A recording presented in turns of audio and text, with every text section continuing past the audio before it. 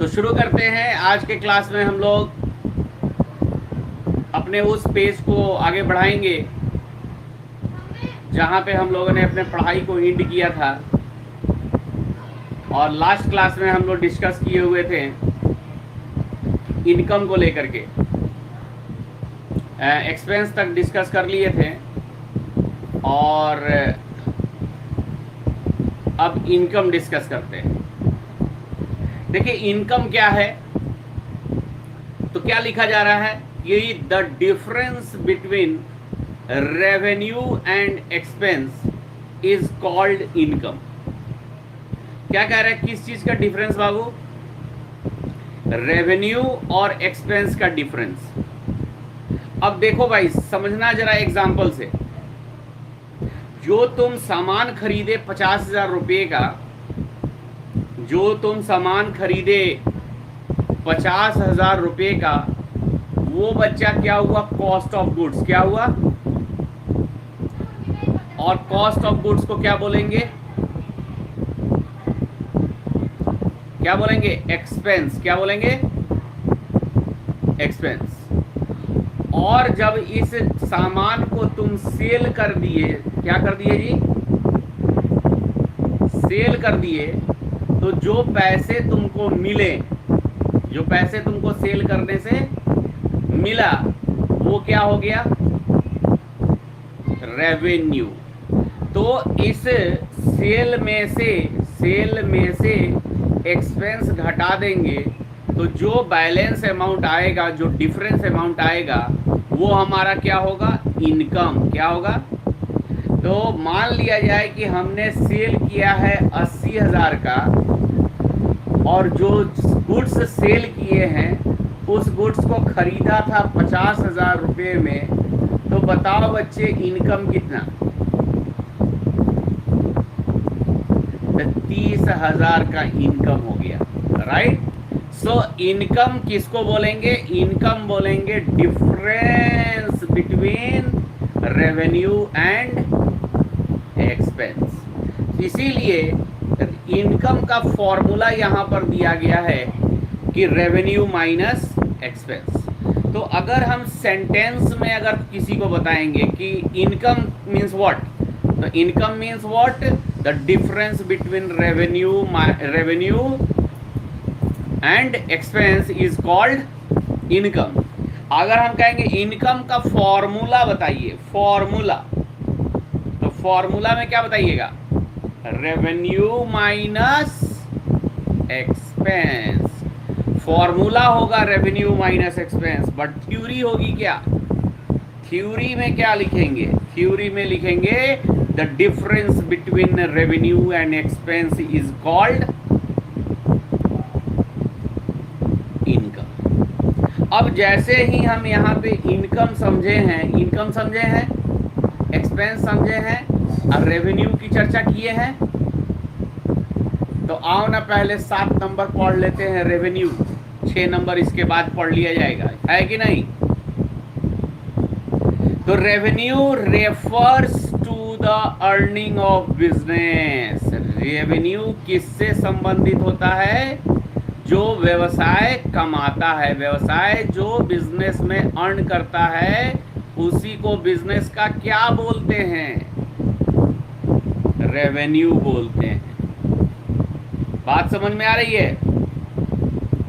यहाँ पर 7 नंबर में लिखा हुआ है revenue refers to the earning of business. एक व्यवसाय के द्वारा जो अर्न किया जाता है, जो कमाया जाता है, उसी को क्या बोलते हैं? रेवेन्यू बोलते हैं। आप बताओ भाई, एक दुकानदार का रेवेन्यू क्या है? एक दुकानदार का रेवेन्यू क्या है? वो कैसे पैसा अर्न करता है बिजनेस में? तो बस एक ही उपाय है, सामान बेच करके। यस और नो? कमीशन रिसीव करके, इंटरेस्ट रिसीव करके, कमीशन रिसीव करके, डिस्काउंट रिसीव करके, ये सब जो हैं इनके सोर्स हैं किसके? रेवेन्यू के। तो लिखा हुआ है कि revenue refers to the earning of business it means the income on a regular basis, यानी वह इनकम जो रेगुलर बेसिस पे हो रहा है उसी को क्या बोलेंगे, रेवेन्यू बोलेंगे। एग्जाम्पल में क्या है, सेल ऑफ गुड्स, यानी सामान को बेच करके जो पैसा आएगा, इंटरेस्ट के रूप में जो पैसा आएगा, interest received, discount received, discount के रूप में जो पैसा आएगा, कमीशन रिसीव्ड, कमीशन के रूप में जो पैसा आएगा।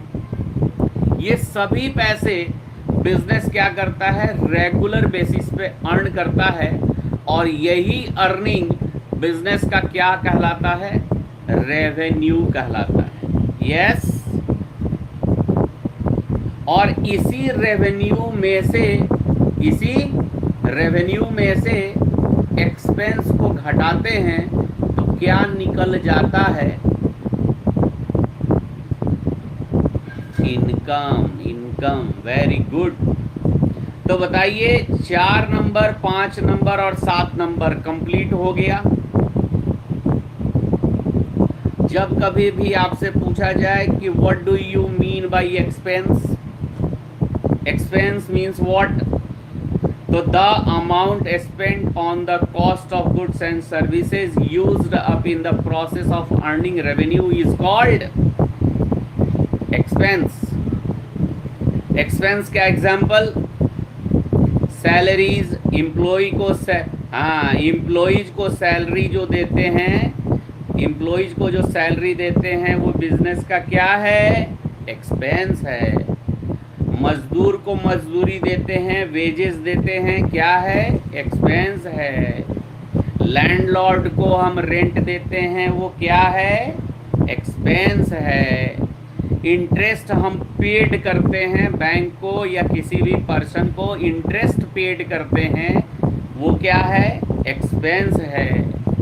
Carriage charge of goods, goods पे जो भाड़ा आदि खर्च होता है, धुलाई खर्च, लाने ले जाने का खर्च, वो क्या है, एक्सपेंस है। इलेक्ट्रिक बिल क्या है, एक्सपेंस है। समझ रहे हैं बात को। और रेवेन्यू क्या है, तो गुड्स के सेल से जो पैसा रियलाइज होगा, प्राप्त होगा, इंटरेस्ट जो रिसीव होगा, डिस्काउंट जो रिसीव होगा, कमीशन जो रिसीव होगा, जो कि बिजनेस का अर्निंग है, उसी अर्निंग को हम क्या बोलेंगे, नो, प्रॉफिट नहीं, प्रॉफिट अलग चीज है, ठीक है ना। हाँ, अभी हम आपको देखेंगे आगे, आप आगे देखिए, हम आपको दिखा देते हैं। प्रॉफिट अलग चीज है, यहाँ पे देख रहे हैं ना, प्रॉफिट को हम अलग से डिस्कस किए हुए हैं। हाँ, तो जो मैंने ना समझ हैं वो इनकम को ही प्रॉफिट कहते हैं और रेवेन्यू को ही इनकम कहते हैं। बात समझ रहे हैं। रेवेन्यू जो है वो जस्ट सेल से जो पैसा आया वो रेवेन्यू है। सेल से जो पैसा आया वो रेवेन्यू है, और सेल में से एक्सपेंस को जो घटाएं वो इनकम है। सेल में से जो एक्सपेंस घटाएं वो इनकम है, और उसी इनकम को हम प्रॉफिट बोलते हैं। उसी इनकम को हम क्या बोलते हैं, प्रॉफिट बोलते हैं। और प्रॉफिट को हम किस रूप में दर्शाते हैं, किस रूप में उसको रिप्रेजेंट करते हैं, ग्रॉस प्रॉफिट या नेट प्रॉफिट, ग्रॉस लॉस या नेट लॉस में रिप्रेजेंट करते हैं। समझ में बात आई। हाँ, तो इनकम का मतलब क्या हुआ, इनकम मतलब the difference between revenue and expense is called income. और रेवेन्यू क्या हो गया, तो जो बिजनेस का अर्निंग है, किस चीज से अर्निंग, इंटरेस्ट के रूप में अर्निंग, कमीशन के रूप में अर्निंग, डिस्काउंट के रूप में अर्निंग, और सामान को बेचने से जो पैसे मिले हैं वो अर्निंग। ठीक है ना, ये रेवेन्यू है। क्लियर। और रेवेन्यू में से एक्सपेंस को माइनस करेंगे तो आएगा क्या, इनकम। क्लियर। अब बच्चा आते हैं 6 नंबर पे। अब हम 6 नंबर पढ़ेंगे, एक्सपेंडिचर। एक्सपेंडिचर का मतलब भी बच्चा खर्च ही होता है, लेकिन हम साधारण शब्दों में कोई भी पैसा अपने पास से किसी भी रूप में किसी को देते हैं तो उसको हम क्या बोलते हैं? एक्सपेंस ही बोलते हैं। हम घर का सामान खरीद करके लाएं तब भी एक्सपेंस ही बोलते हैं। हम मोटरसाइकिल खरीद करके ले आए तब भी उसको क्या बोलते हैं? एक्सपेंस ही बोलते हैं। लेकिन हम चूंकि नहीं जानते हैं ना अकाउंटिंग टर्म्स, इसलिए हम as a common man, as a general man उसको कि क्या कह देते हैं? एक्सपेंस कह देते हैं। लेकिन हम क्या उसको एक्सपेंस कहेंगे? नहीं। देखिए, सभी खर्चे जो हैं वो एक्सपेंडिचर है। कोई भी पेमेंट हम कर रहे हैं, कोई भी पेमेंट हम कर रहे हैं वो क्या है? एक्सपेंडिचर है। लेकिन जो पेमेंट हम एसेट्स खरीदने के लिए कर रहे हैं, जो पेमेंट हम एसेट्स खरीदने के लिए कर रहे हैं, अब एसेट्स बताने की जरूरत नहीं ना है। हाँ, लैंड खरीदने के लिए, बिल्डिंग खरीदने के लिए, फर्नीचर खरीदने के लिए, मोटर बाइक खरीदने के लिए, मोटर कार खरीदने के लिए, इन सभी को खरीदने के लिए यदि हम क्या कर रहे हैं? पैसे खर्च कर रहे हैं, अमाउंट पेड कर रहे हैं, तो वो कैपिटल एक्सपेंडिचर होगा। क्या होगा? हाँ। और जो पैसे हम खर्च करेंगे गुड्स और सर्विस पे, किस पर? गुड्स और, वो कहलाएगा रेवेन्यू एक्सपेंडिचर। ध्यान से पढ़िएगा यहाँ। तो कह रहा है कि expenditure means any payment made to obtain assets, goods और सर्विसेज। कह रहा है कोई भी पेमेंट, कोई भी भुगतान, कोई भी पेमेंट, चाहे वो एसेट्स पाने के लिए, गुड्स पाने के लिए या सर्विस पाने के लिए पेड किया जाता है, तो उसको क्या कहते हैं? एक्सपेंडिचर कहते हैं। क्या कहते हैं? एक्सपेंडिचर कहते हैं। किसी भी चीज़ के लिए अगर हम पेमेंट कर रहे हैं, चाहे वो गुड्स के लिए पेमेंट हो, चाहे वो सर्विस के लिए पेमेंट हो, चाहे वो एसेट्स के लिए पेमेंट हो, अगर हम पेमेंट कर रहे हैं तो वो क्या है? एक्सपेंडिचर। एक दुकानदार अपने दुकान में बिजली लगाए हुए है और इलेक्ट्रिसिटी बिल पे कर रहा है, तो वो किसके रिगार्डिंग पे कर रहा है? सर्विस के रिगार्डिंग। किसके रिगार्डिंग? बोलिए। तो वो भी क्या है? एक्सपेंडिचर है। अपने दुकान के लिए एसी खरीद रहा है, वो क्या है? एसेट्स खरीद रहा है, वो भी क्या है? एक्सपेंडिचर है। और अगर उसका कपड़े का दुकान है और वो कपड़ा खरीद रहा है, वो कपड़ा उसके लिए क्या है? गुड्स है, तो वो भी क्या है? एक्सपेंडिचर है। यानी कोई भी पेमेंट, चाहे वो पेमेंट गुड्स के लिए किया जाए, चाहे वो पेमेंट किसी सर्विस के लिए किया जाए, चाहे कोई एसेट्स खरीदने के लिए किया जाए, सभी के पेमेंट क्या कहलाएंगे? एक्सपेंडिचर कहलाएंगे। लेकिन एक्सपेंडिचर कितने तरह के होंगे? दो तरह के होंगे। एक होगा कैपिटल एक्सपेंडिचर और एक होगा रेवेन्यू एक्सपेंडिचर। तो देखो बच्चे, जो पेमेंट हम एसेट्स को पाने के लिए करेंगे, जो पेमेंट हम एसेट्स को पाने के लिए करेंगे, वो क्या हो जाएगा? Capital expenditure. और जो पेमेंट हम गुड्स और सर्विसेज के लिए करेंगे वो क्या हो जाएगा? समझ गए बात को? देखिए अब नीचे क्या लिखा हुआ है, देखिए। हाँ,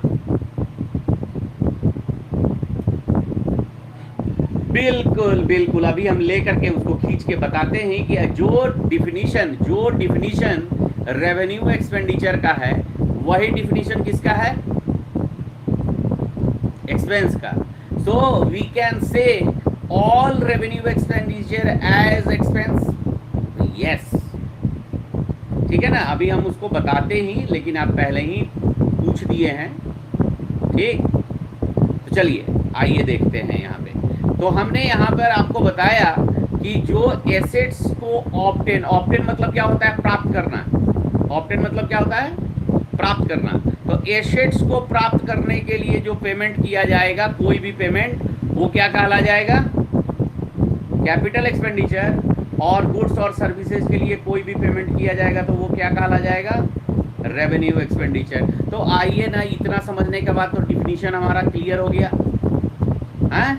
आइए कैपिटल एक्सपेंडिचर का डिफिनीशन पढ़िए। The amount spent on the purchase of an assets is called capital expenditure. कहता है कि एसेट्स को खरीदने के लिए जो अमाउंट स्पेंड किया जाता है उसे हम क्या बोलते हैं? कैपिटल एक्सपेंडिचर बोलते हैं, राइट। एग्जाम्पल में दिया है, जैसे हमने क्या खरीदा? बिल्डिंग। क्या खरीदा? बिल्डिंग। 5 लाख रुपए की हमने बिल्डिंग खरीदी, तो पेमेंट किए ना 5 लाख रुपया।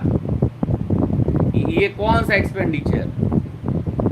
Capital expenditure. Purchase of land, purchase of furniture, purchase of machinery, plant, building, furniture, these are assets.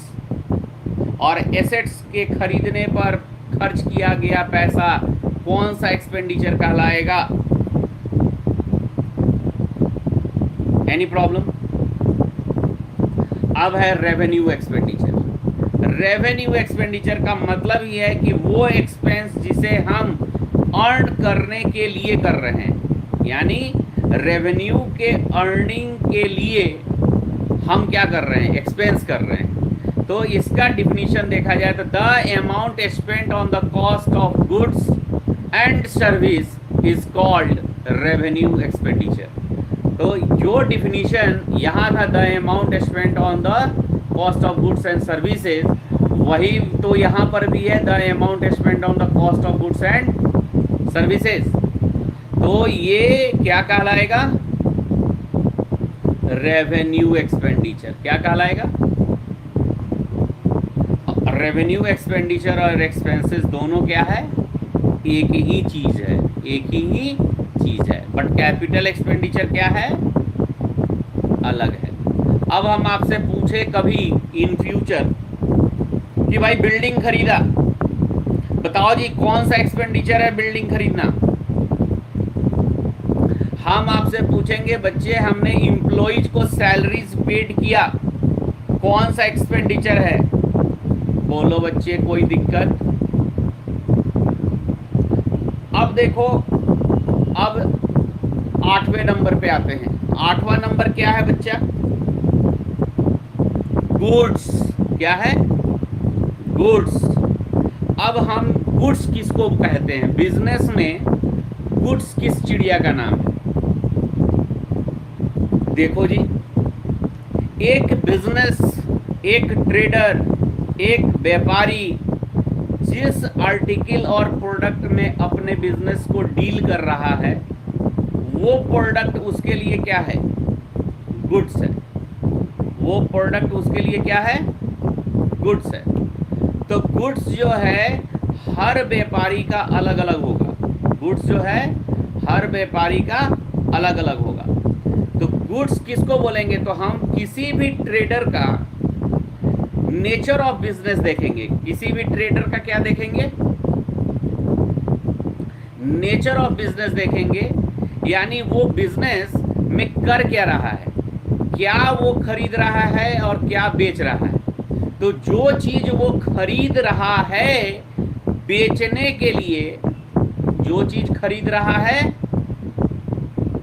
बेचने के लिए, वो आर्टिकल, वो प्रोडक्ट्स, वो गुड, वो आइटम उस बिजनेस का क्या कहलाएगा?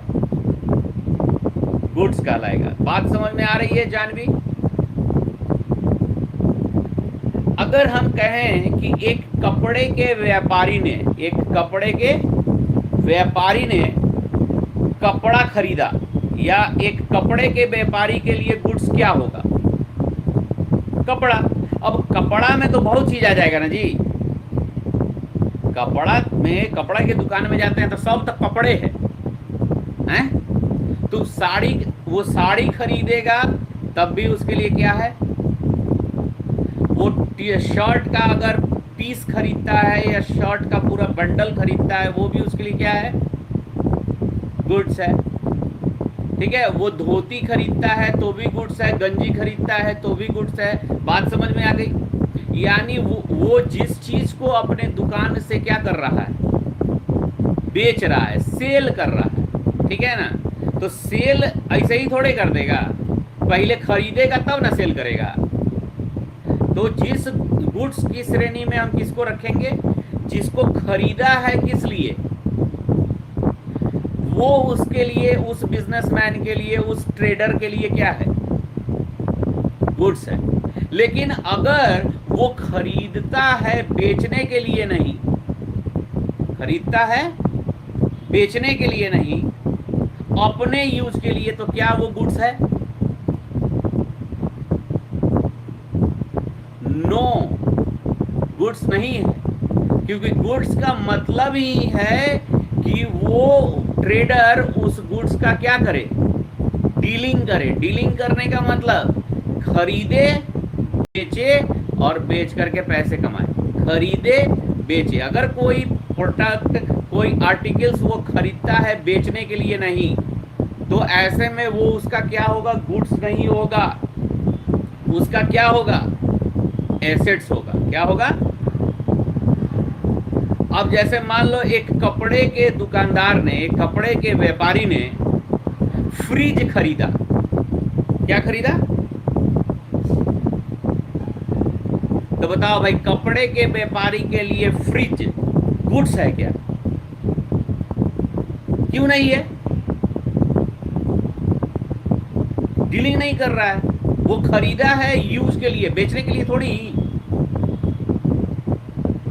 तो फ्रिज को क्या करेगा, यूज करेगा अपने बिजनेस में।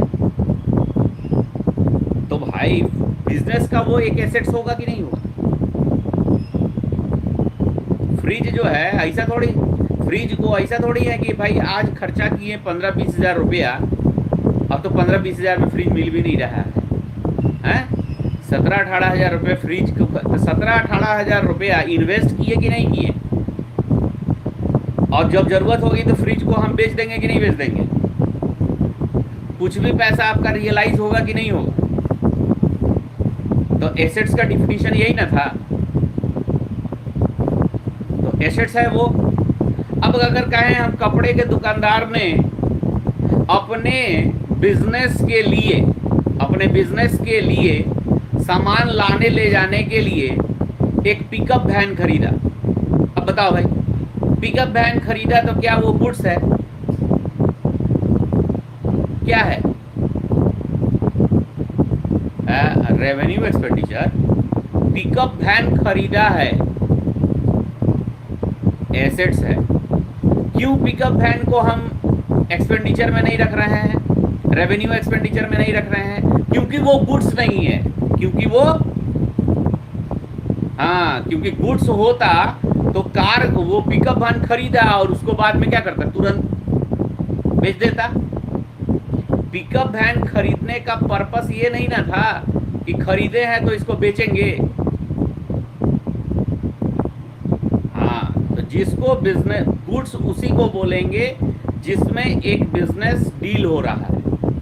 और अगर कोई आइटम, कोई प्रोडक्ट अगर वो खरीद रहा है अपने यूज के लिए, बिजनेस के यूज के लिए, तो that will be considered as assets. ठीक है ना? तो उसको एसेट्स के रूप में कंसीडर करेंगे। ठीक है ना? अब जैसे हम कहें कि एक आदित्य विजन देखी हो, आदित्य विजन में टीवी बिकता है, फ्रिज बिकता है, एसी बिकता है, सब कुछ बिकता है। ठीक है?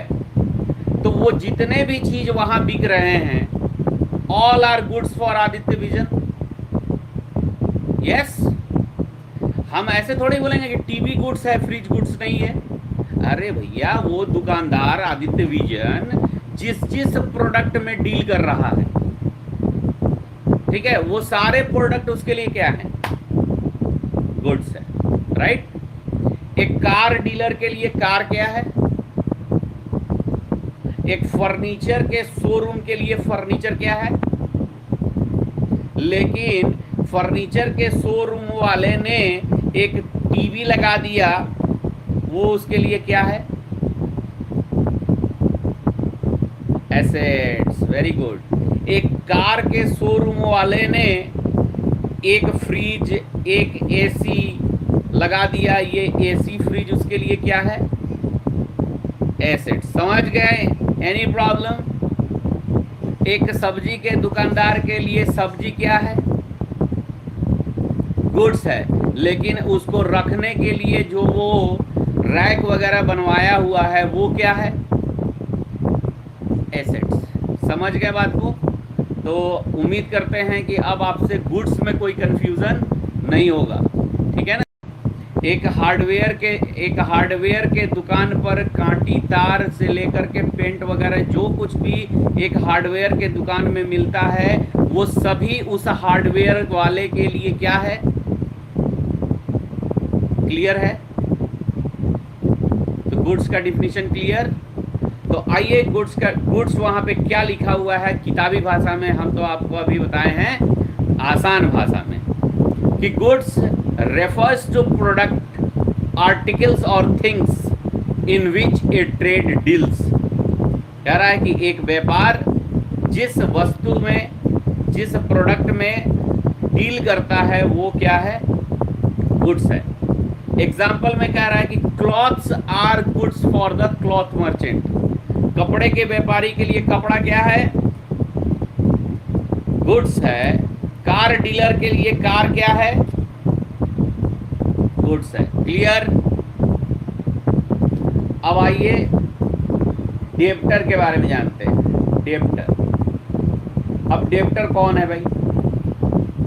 डेब्टर वह व्यक्ति है, डेब्टर उस व्यक्ति को कहते हैं जिसने मुझसे पैसा लिया है या मुझसे कर्ज लिया है और वो मुझे इन फ्यूचर क्या करेगा?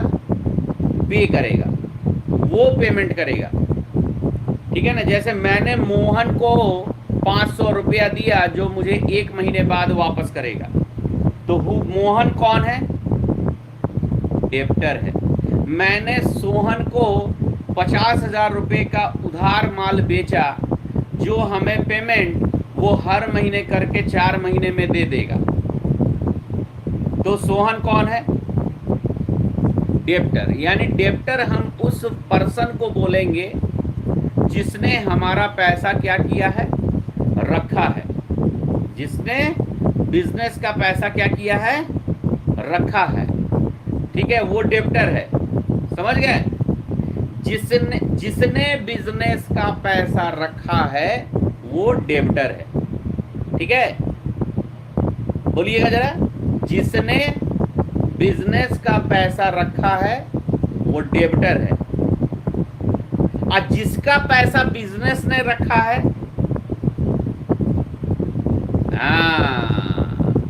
जिसने बिजनेस का पैसा रखा है वो डेब्टर है, और जिसका बिजनेस ने पैसा रखा है वो क्रेडिटर है।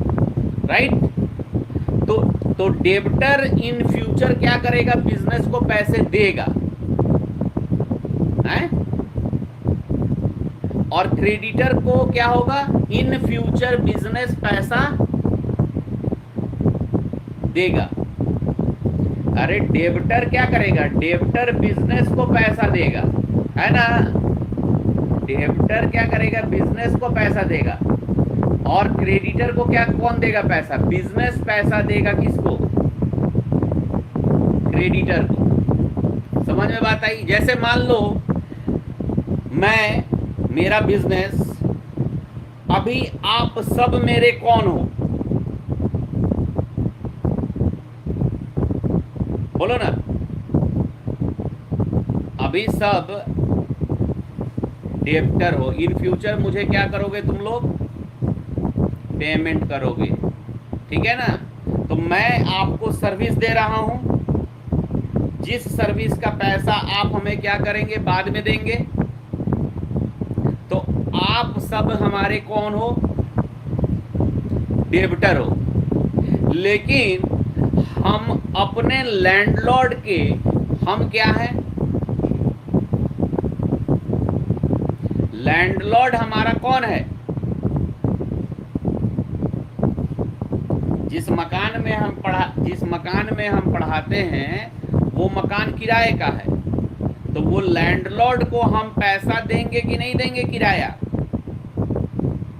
तो जिस व्यक्ति का पैसा बिजनेस ने रखा है और बिजनेस उनको कुछ दिन के बाद वापस करेगी, तो वो कौन होगा?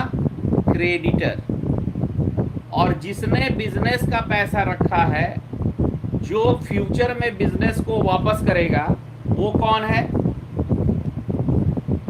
डेब्टर। तो डेब्टर और क्रेडिटर पहचानने का कितना आसान तरीका। जिस व्यक्ति से तुमको कभी ना कभी पैसा मिले, वो व्यक्ति कौन? और जिसको कभी ना कभी देना हो। समझ में आ गया? तुम अपने दोस्त पिंकी से 200 रुपया ली, तो पिंकी कौन? और कभी तुमसे अगर पिंकी ली, तो पिंकी कौन? समझ में आ गया? चलिए, तो डेब्टर के बारे में लिखा जा रहा है, a person who owes money or डेब्ट to the business is called debtor. क्या कह रहा है? वह व्यक्ति जो बिजनेस का पैसा क्या करता है? होल्ड करता है, मनी रखता है, वो व्यक्ति कौन है? डेब्टर है। और जिसका बिजनेस पैसा रखता है, वो कौन है? हाँ, तो क्रेडिटर का डिफिनीशन क्या लिखा हुआ है? A person to home the business owes money. Business जब पैसा रखेगा, तो बिजनेस, वह व्यक्ति कौन हो जाएगा? क्रेडिटर। एग्जाम्पल से हम आपको अच्छे से समझा दिए। अब हम आपको एग्जाम्पल बोलते हैं। बैंक से बिजनेस ने 50,000 का लोन लिया, बैंक कौन? Very good. और बिजनेस ने, ठीक है, एक दूसरे बिजनेस को 50,000 रुपए का उधार दिया, तो वो बिजनेसमैन कौन? डेब्टर। तुम दी हो ना उधार।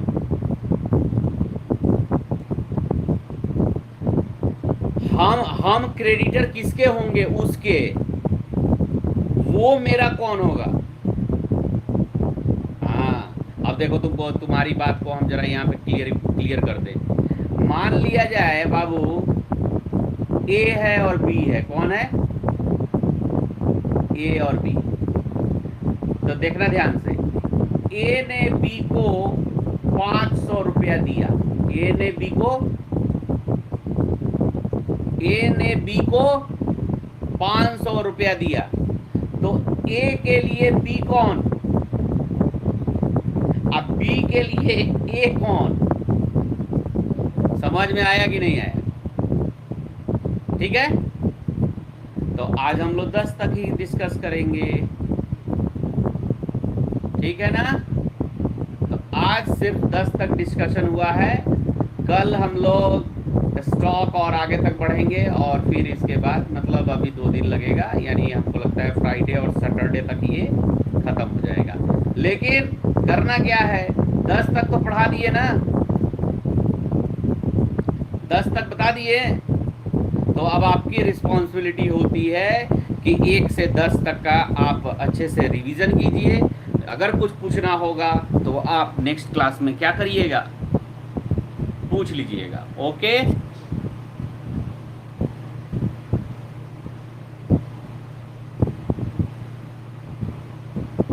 चलिए, कोई प्रॉब्लम?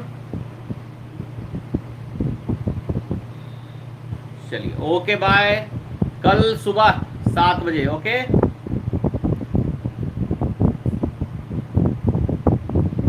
कल सुबह 7 बजे क्लास होगी।